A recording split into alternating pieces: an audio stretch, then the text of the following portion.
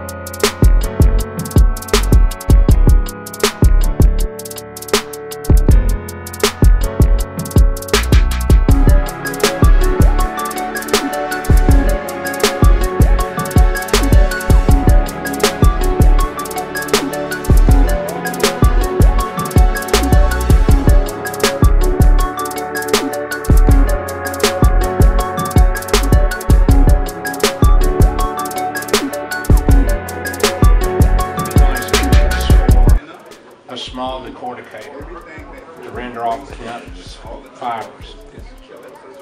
A seed dryer, you can use a soybean seed dryer for all practical purposes. You get that easy enough. They've got farms that probably already have it, or they have friends that have it. So, I mean, I would need to Used to be in the old days, whenever you cut the hemp, you had to lay it out for a couple of weeks and let it start retting and roll it around and let it ret some more.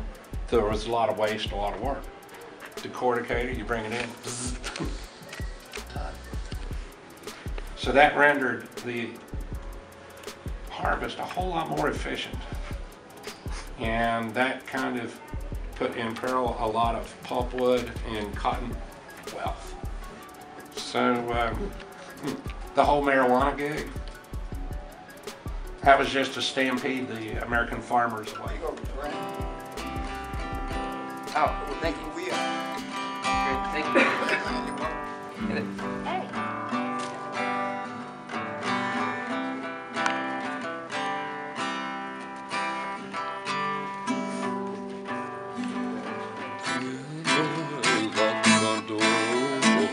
Look at all the happy creatures dancing on the lawn.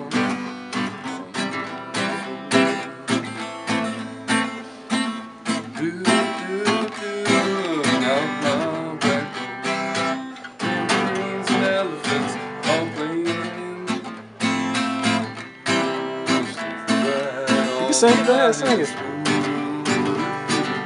Tambourines and elephants all in the wind. How's that for you? Cutting it close. Tambourines and elephants all in the wind. Right on the flying spoon. I'll meet tomorrow. The I run the sun.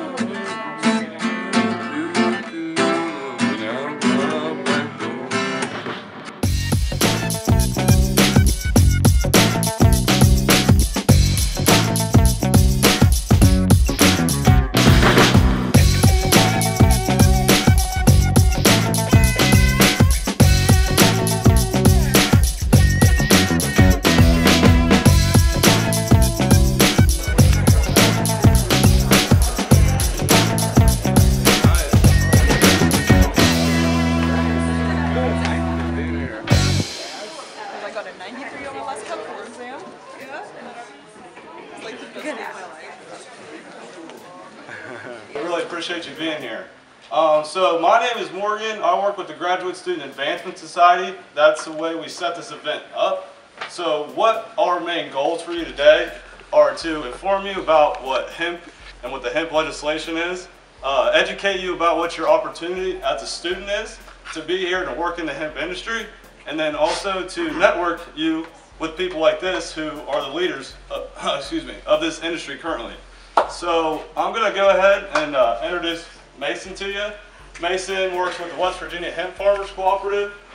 We've been working on this project for a long time now, and he's going to teach you some about the history, something about farming, which people don't know a whole lot about, so it's very nice to have an agronomist on your team, so that's really awesome. But yeah, I'm going to go ahead and give it to Mason. Thanks, Morgan. Hello.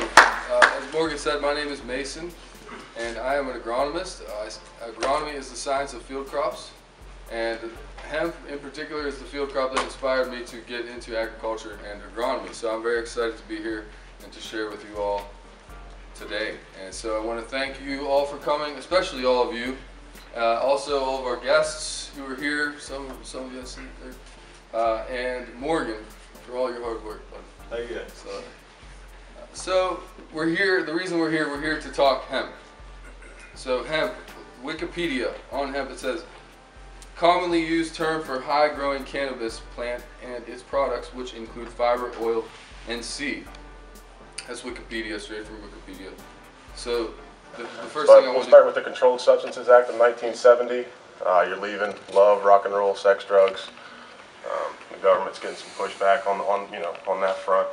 So here you see marijuana and hemp not differentiated. Everything's banned. Any derivatives, salts, mixtures, preparation of that plant's strictly prohibited.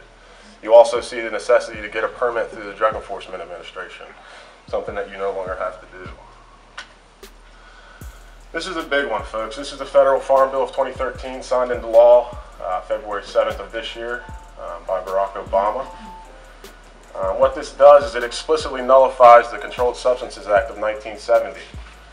You no longer have to get a permit through the DEA. As you can see, the operative language here, notwithstanding the Controlled Substances Act, an institution of higher education or State Department of Agriculture may grow or cultivate industrial hemp if, one, the hemp is grown for research. We're not going to grow it and sell it right now and make shoes and clothes and backpacks. We're going to research it. That's what we're going to do.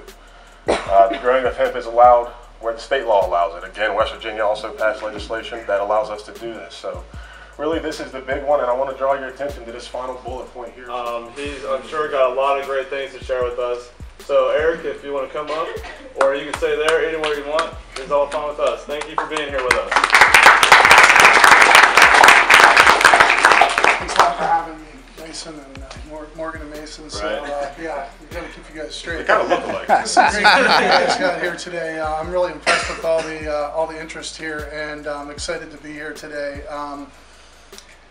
This we've been waiting for this for a long time. I've been working in the hemp industry for 20 years, and one thing that may not have been clear to you guys is, okay, so hemp was illegal, but how did this industry develop?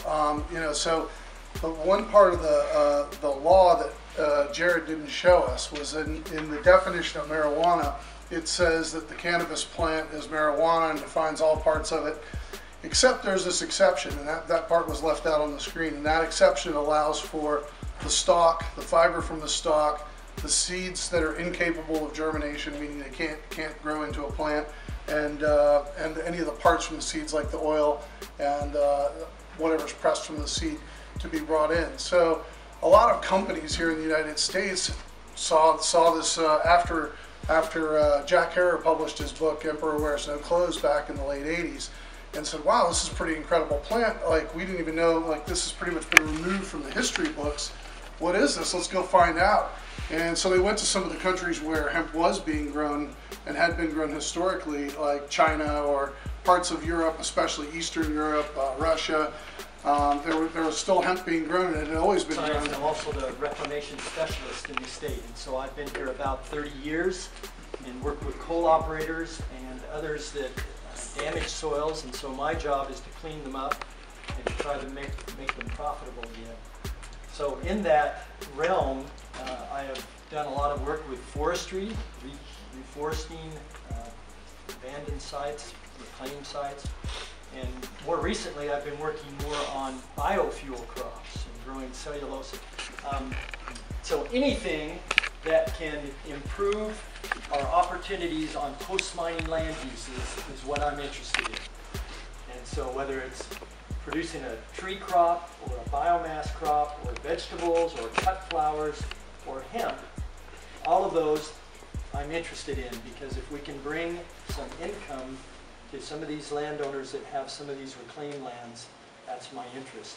So even though I'm a bit of a hydrologist and an acid mine drainage guy, I'm also a plant scientist, and so I'm interested in that. So there are tons of questions about this. I have not grown hemp. I don't know whether it'll, I grew up in Oregon. I grew potatoes, alfalfa seed, every type of grain. And I've been here for 30 years growing lots of different things on good soils and on some of these reasonably poor mine soils. And so I have experience in growing a number of these different crops. So there are a lot of questions about hemp. Hemp, first, is an annual crop. And on most mine soils, what I'm interested in growing is a perennial crop. I want to put that biomass back into the soil to build the soil for carbon sequestration and to try and build these soils so that they can have a longer-term sustainable use. What was my term? I'm optimistically cautious about the use of hemp as a, in a sense, to really bring the hemp product to the market for more or less popular purposes. And West Virginia could be a key leader in developing those markets. I've worked with people in California, Washington, Colorado. I've been in talks with people in Kentucky. And the mindset is really still a lot on the education. There's very few individuals out there that are being proactive in creating markets that bring in hundreds of millions to possibly billions of dollars for them. You have companies like Nativa who make hemp seed and hemp oil products. They also build coconut products, some chai products. We have, but I think that's like the leader in the hemp seed market. So my goal here is really to demonstrate how West Virginia can become the leader in hemp manufacturing and hemp development. And working with Dr. Skousen has been an amazing thing for our company. I reached out to West Virginia in general because I seen you guys had tons of chemical issues out here, and it caused for the job, a lot of people to lose their jobs. You know, so after analyzing the West Virginia market, we really seen how hemp can make a difference here in West Virginia. I didn't do any slides or anything, so I'll just hold up a couple things. West Virginia's current #1 product is chemicals. Along with those chemicals include plastic derivatives. So these are some hemp fibers we got from hemp traders in California, which I believe they got from China. This prohibition has really been an abomination against the natural order and American spirit. You look at our history, you will conclude that this entire prohibition has been really a power grab, a money grab, and it has had a lot of unintended consequences. So if I can say anything to you guys, you're very brave for even being here. You are on the cutting edge of a change in history. And that's quite a thing to say, but if you think about things, I've always thought it was kind of unusual. Being a veteran, I've always been told at Veterans Day, oh, thank you for fighting for our freedom, blah, blah, blah. And that's fine, I thank you. But on our contract, we were supposed to defend the nation against enemies, both foreign and domestic. And if you think about it, it's kind of odd to me that my former enemies are free to plant industrial ag hemp, and I'm not. That kind of strikes me as funny that in the state of West Virginia we have a state motto that says, mountaineers are always free. Montani semper liberi. But that's kind of funny. If I throw any kind of cannabis seeds in the ground, I'm not going to be free for long. Well, if I did that in some of the free states, you know, we have a whole different situation there. I'd be making bank. So there's an interesting situation. Whenever I thank you for being here, I'm welcoming. Let them see all you guys too.